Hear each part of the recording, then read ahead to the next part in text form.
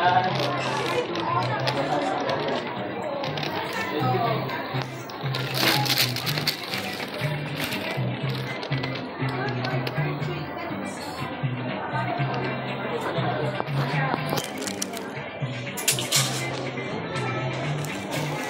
yun. Baka maiwan na naman ko din. Thank you po, tita.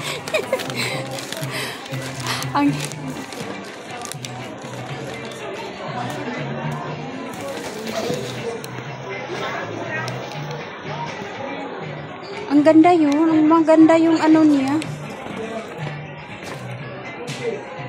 Ang ganda ng ano niya. Malamig din yung tela. Hindi siya mainit. Ano po tayo, tita, next na? Sa ano daw? Chinatown. Malapit lang yan sa amin.